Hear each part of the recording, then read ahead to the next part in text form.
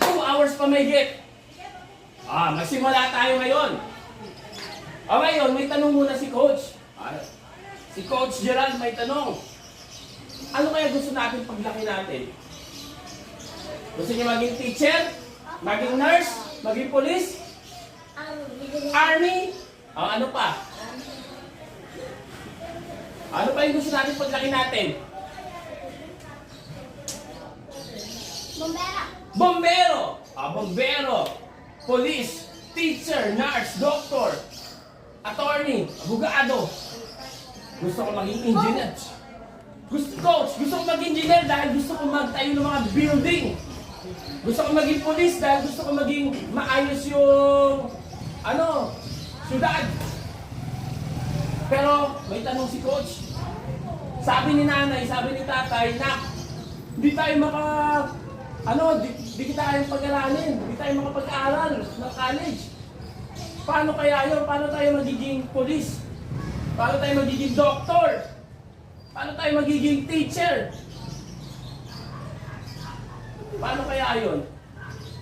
Gusto niyo maging police, kaso bago kayo maging police, kailangan niyo mag-aaral. At tanong, madali lang ba magpa-aral? Mahirap! Kailangan natin maraming pera. May pera ba tayo? Meron. Kaso, Coach, pangkain lang. Paano kaya yun?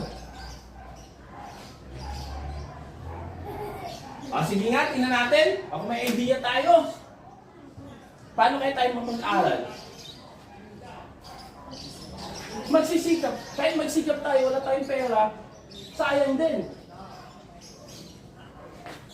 Ang grade ko, Coach, 90. Wow! Gusto ko mag-aaral sa mga magagandang school. 90, average. Maganda na pa, Coach, yung 90. Napakaganda ng 90 na average. Kaso, kahit na may 90 ka, pag gusto mag-aaral sa mga magandang school, magbabayad ka pa din. Paano kaya? Kaso sabi ni Coach, magaling ako mag-chess eh. Makapag-aaral ba ako ng libre sa mga number 1 school sa buong Pilipinas? Sa number 2, number 3, number 4, number 5, number 10? Pwede! Libre-libre! May gagastusin ba ako? Wala. Actually, kahit ni pisong dulay, wala tayong gagastusin. Meron pa tayong allowance, meron pa tayong pagkain, meron pa tayong tirahan. Si Coach, ganun din dati. Pwede dito. Lahat welcome. Ganun din dati si Coach. Si Coach dati, mahirap din. Kaso si Coach magaling mag-chess. Saan nag-aaral si Coach?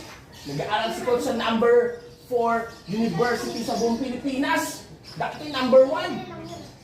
Saan yon? Sa University of Santo Tomas. Sa pinakamatandang school, pinakamatandang university sa buong Pilipinas kung saan nag-aaral si Dr. Jose Rizal. Alam niyo ba yon? Kilala si Dr. Jose Rizal? Doon nag-aaral si Dr. Jose Rizal dati.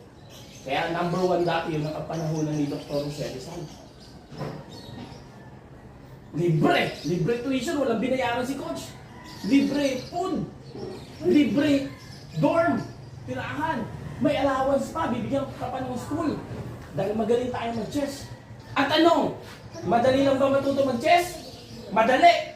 Kahit sa isang oras, matututo tayo. Dali lang mag-move. Pero tanong, madali lang ba maging magaling sa chess? Yun yung tanong. Madali lang ba maging magaling sa chess? Hindi. Bakit? Nakulak, kailangan natin sabihin sa sarili natin na gusto kong maging master. Gusto kong gumaling sa chess. Kaso, kailangan natin ng araw-araw na training. Kailangan natin gumaling. At tanong, madali lang ba? Actually, kung gusto natin ng isang bagay, lahat madali. May mga laruan tayo, bawat barangay. Yun yung goal natin. Dito, ang pinakamalapit. Dito, pwede matuto mag-chess. Ang pinakamalapit, dyan sa bayan. Alam niyo yung bayan, terminal, meron dyan. Meron tayo sa Santo Tomas, ang pinaka-center na chess club sa Binyan. Ngayon, magsimula na tayo sa chess. Nakita niyo sa chess? Nakita niyo itong demo board? Sali, kahit sino. Nakita yung demo board? May 32 pieces sa chess. Nakikita nyo. Yung black, saka yung white. Merong, pag ipag-sum up mo, meron 6 na pyesa ang chess. Ang una dyan, yung nasa corner. Ang tawag dyan, rook. Ano tawag dito? Rook. Sumunod, yung knight. Ano yung knight, coach? Horse. Iba. Ang knight, yun yung nakaupo sa horse. Pag ikaw, dati, ng unang panahon, pag may horse ka, ibig sabihin, magaling ka na sundalo. Magaling ka na soldier. Special yan sa magagaling na soldier. Binibigyan ng kabayo. Yung knight, iba sa horse. Yan, mga tao yan. Yung chess, binasi siya sa mga tao, digmaan. Sunod yung bishop. Ano yung bishop? Yung pare. Bishop. Ano yung una? Rook. Yan, bishop. Pare yan. Knight. Bishop. Sumunod yung queen. Yung reyna. Dati, kahit ngayon, makapangyarihan yung reyna. Pati na rin yung hari. Yung king. Pero yung lihe. King. Tandaan nyo, mamaya tatanungin ko kayo ano yung mga tawag sa pyesa. Ano nito? King. Sunod ay? Queen. Pawn. Pawn. Pawn. Ano yung pawn? Yun yung sundalo. Bishop yan, bishop. Ang pawn yung madami. Yan. Ang tawag dyan, pawn. Ano yung pawn? Sundalo. Soldier. Yun yung maiksing tawag sa pawn. Natandaan natin, bigyan ko ng prizes. Actually, nagano ko ng candy dito. Ano pong candy yan? Candy. Ay, yan! Unang-una, sige. Ano ang tawag sa pyesa na to? Pare. Bishop. Bishop. Dapat tataas na kamay pag sumagot. Sige. Bishop. Bishop. Ano gusto mo candy? Pili lang. Kuha ka lang dyan. Isa. Mamaya dalawa. Pag chess na. Pag nagbigay ako ng puzzle, mamaya dalawa. Yan. Ito, madali lang to dahil tatandaan nyo lang yung pangalan ng pyesa. Uy, ano ko gusto mo? Ikaw. Sir! Ano gusto mo? Ako, sir! Ikaw? Mamaya, dalawa. Ito, isa lang. Tataas kayo ng kamay para ano. Sige. Taas, sino gusto sumagot? Wait. Ikaw, ano to? Queen! Huwag mo na sabihan, nalaman niya. Sa kanya yun, queen. Queen. Ito, queen. Wala magsasabi para ano. Ikaw, ano to? Soldier. Soldier. Pawn. Ito, pawn. Sundalo, tama rin naman. Pero sa Chester, ang tawag dito, pawn.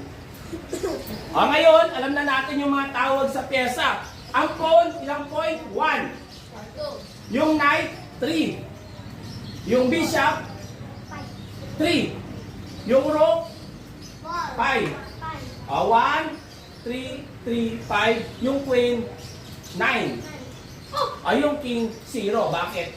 Pag ang king na-captured, checkmate, game over. Mawala na yung queen, mawala na yung rook. Wag lang yung king. Di ba po kapag nakapunta po yung soldier doon, pwede na po yung Pwedeng palitan. Sige. Bigyan ko na 3. Kung sino maka-memorize. O sino gusto sumagot? Sige. Dapat alam mo lahat ng value Ano yung bishop? Bishop. Anong value? Ilang value? Ilang points? 3. Quiet. 3. 4. Ay, 1. 1. 5. No? Bibigyan ko ng 3 candy pag na-memorize yung ano. Sino? Sige. 0, tama. 3, tama. 1. 3, tama. 5 lang. 5, tama. 9, ang galing. O, bigyan mo 3 dahil... Ayaw. O, 3. O, Pengi ako, pengi ako. o sa kanya yan. Pengi. Sino gusto mag-try? Gusto mo? Sige. Anong ilang value yung ano? Wala O, sige. ko. 9, 3, 1, 5, Luge, 0. Mali, 3. Bigyan kita ng 2 dahil isa lang nagkakamali. Pero dapat maganda. Perfect. Sino pa? Isa na lang. Sino gusto mag-try? Sige. Nag-try ka na eh. Sino pa?